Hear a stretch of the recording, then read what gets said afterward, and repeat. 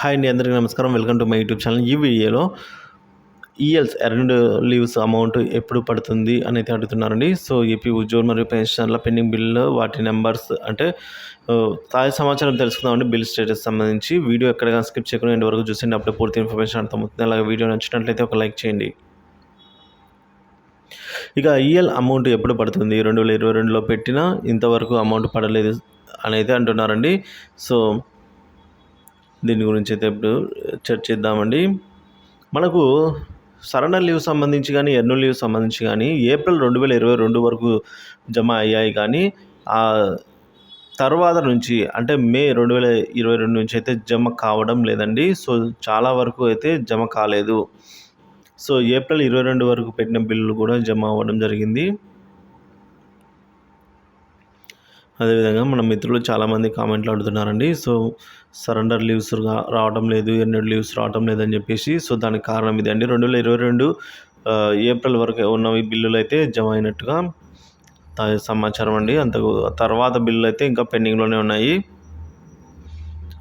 So కొన్ని బిల్లులు కనుక మనము ర్యాండమ్గా చెక్ చేసినట్లయితే 2022కు సంబంధించిన ఒక బిల్లు గుంటూరు ట్రెజరీ ఆఫీస్కి సంబంధించిన బిల్లు, గవర్నమెంట్ జూనియర్ కాలేజీకి సంబంధించిన బిల్లు ఒకటి చెక్ చేసినట్లయితే అక్కడ స్టేటస్ అయితే కంప్లీట్ అని చూపించిందండి. సో ఈ విధంగా ప్రాసెస్ అయితే అయినట్లు చెప్తోంది. అలాగే మరొక హెచ్ఓఏ బిల్ కనుక చెక్ చేసినట్లయితే ఈ బిల్లులన్నీ ఈ విధంగా మూవ్డ్ టు అంటే బిల్లులు చేంజ్ అవుతున్నాయండి. బిల్లులు అనేది పేమెంట్ పెండింగ్ స్టేటస్ వచ్చేసి మూవ్డ్ టు 2024 204511 అని అయితే చూపిస్తుంది. అంటే ఆ బిల్లు అనేది బిల్లు నెంబరు సీరియల్ నెంబర్ అయితే మారి అవి అయితే అప్లోడ్ అవ్వడం జరిగిందండి. సో అప్పుడు ఆ కొత్త బిల్ నెంబర్తో కనుక చెక్ చేసినట్లయితే అదైతే అండర్ మైగ్రేషన్లో అయితే ఉండడం జరిగిందండి. సో పేమెంట్ పెండింగ్ స్టేటస్ కనుక చెక్ చేసినట్లయితే అది వెయిటింగ్ ఫర్ ఫండ్ క్లియరెన్స్ అని అయితే చూపించడం జరిగింది. అలాగే మరొక బిల్లు 2024కు సంబంధించి ఒక మండల్ ఎడ్యుకేషన్ డిపార్ట్మెంట్ సంబంధించిన ఒక బిల్లు నంద్యాలలో చెక్ చేసినట్లయితే నంద్యాల ట్రెజరీ పరిధిలో సంబంధించినవి పేమెంట్ స్టేటస్ వచ్చేసి పెండింగ్లో ఉందండి.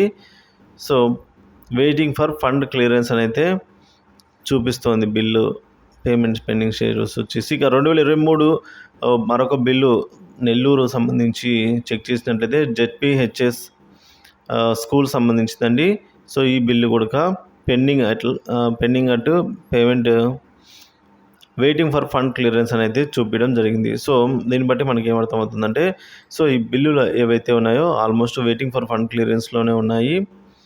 అలాగే ముఖ్యంగా 2022 మే వరకు అయితే ఏప్రిల్ వరకు అయితే జమ అయ్యాయి. మే నుంచి ఇంకా జమ కాలేదు చాలా వరకు కూడా.